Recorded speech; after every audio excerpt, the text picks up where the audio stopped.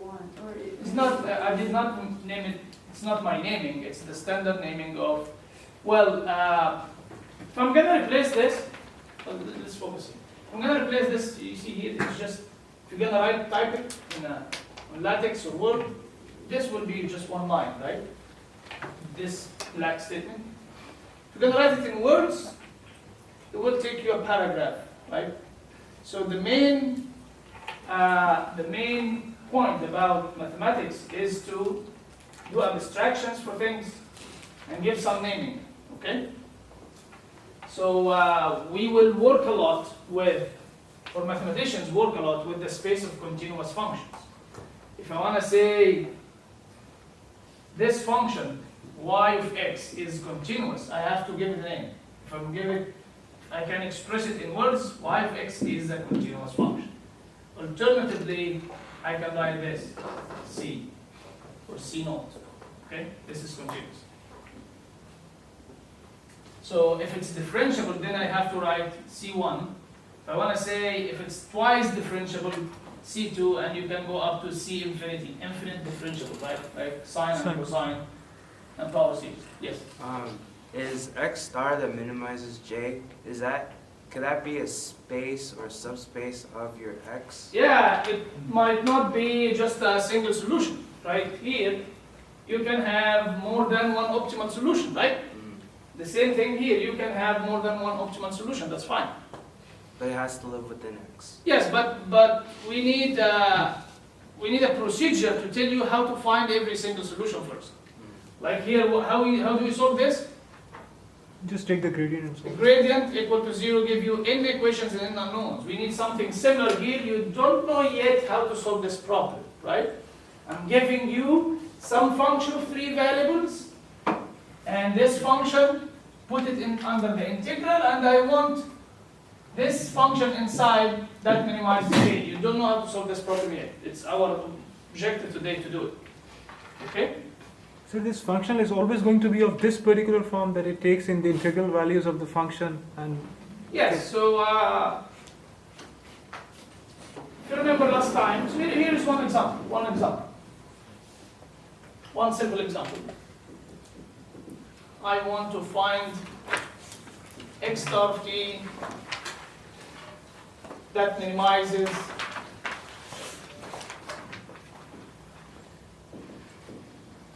j of x, integral from 0 to 1 x of t squared plus x dot squared of t dt, right? Endpoints, x of 0 is 0, x of 1 is 1. This is a typical problem in calculus operations, and we want to know how to solve it. By the end of the day today, hopefully we'll be able to solve it. So this is your little f, which is a function in general of time, x and x dot, right? Here, it just happened that it's not function of time. And its dependence on x is x squared, its dependence on x dot is x dot squared, right? So it's a function of 3 variables in general inside the integral. I'm given f, I'm given j, I'm given the endpoints, get the minimizer. This is the calculus operations problem, okay? We're looking for a function, x of t.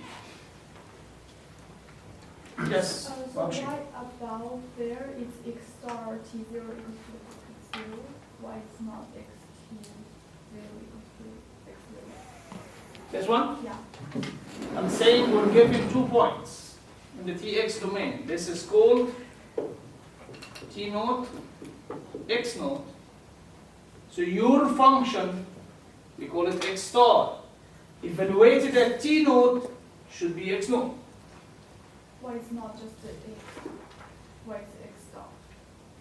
Oh, yeah, okay. I see what you're saying. This is a good point. J is a function of x, and x is a function, right? Yeah. So x can be any function. Give me any function, I give you the corresponding j. We want to distinguish the minimizer. What is the x that minimizes j? We just call it x star. Right? Any other function doesn't have to satisfy the boundary conditions. But if you're giving me a minimizer, I want it to satisfy the boundary condition. Okay? Any question? Yeah, I know that it's pretty mathy, but this is not actually the least we can do. We're gonna be much more bad. But I think it's not that bad, right? Is it very bad? Good. Okay. You have any question? So let's do it. It's not that actually hard. You will realize that everything will boil down to 1D minimization. Anybody needs this example? I'll just erase it. Hopefully, if we have some time, we'll solve it at the end of the lecture. Otherwise, you can take this as a quiz. So, 1D minimization. A theorem that you learned in your first calculus course.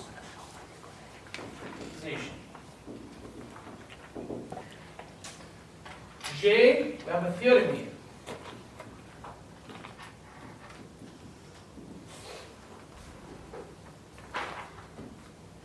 J is a map between AB, it's a function just on the real line.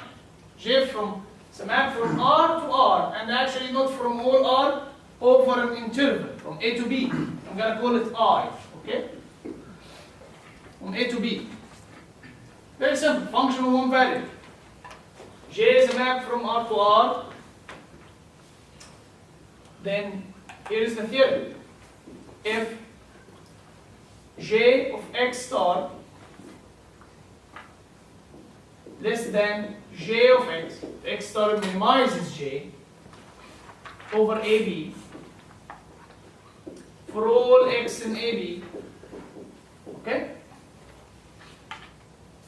And if the derivative exists at the optimum point, then what? Anybody remembers?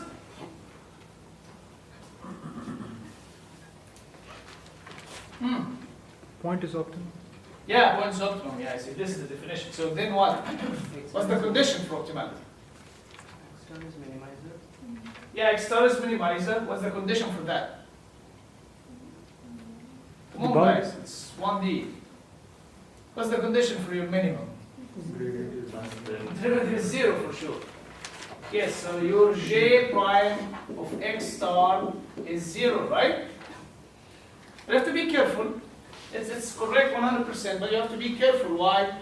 Because we're talking about the entire thing, and actually here is J, and here is X, here is your A, and here is your B.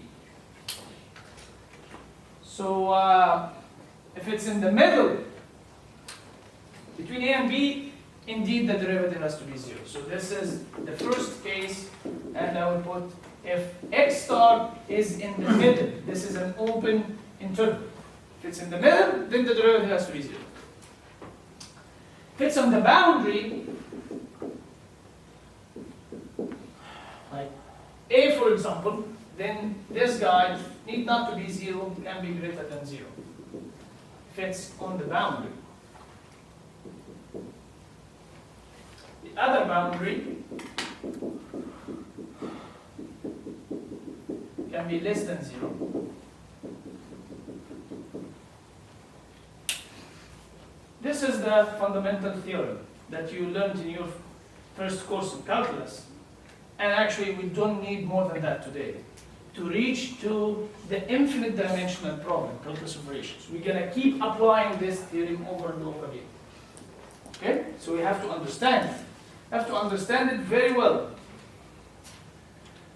So I'm not going to prove this theorem, but I'm going to just sketch with you how we prove it.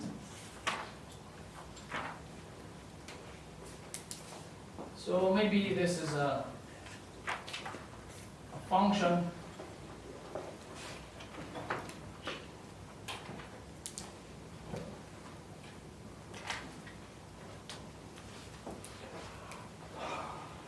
Okay? How do we prove this theorem? We actually pick our X star.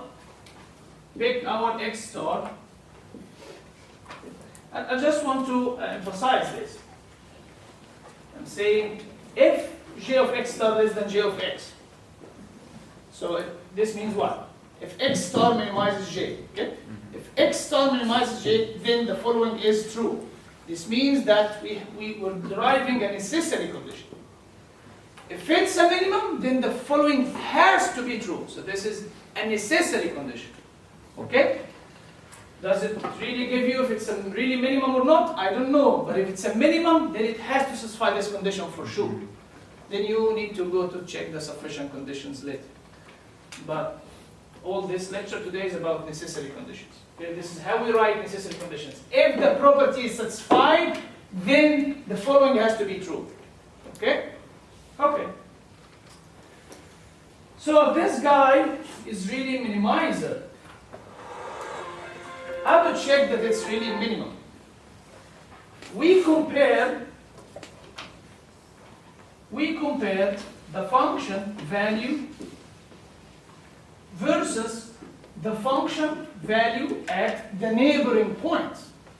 So x star, I'm going to allow for perturbation from this x star, right? And compare. If this is really minimizer, it has to be less than this guy for all small enough perturbations, right? So if I'm here and I'm looking for delta x to the right of my point, okay? I have to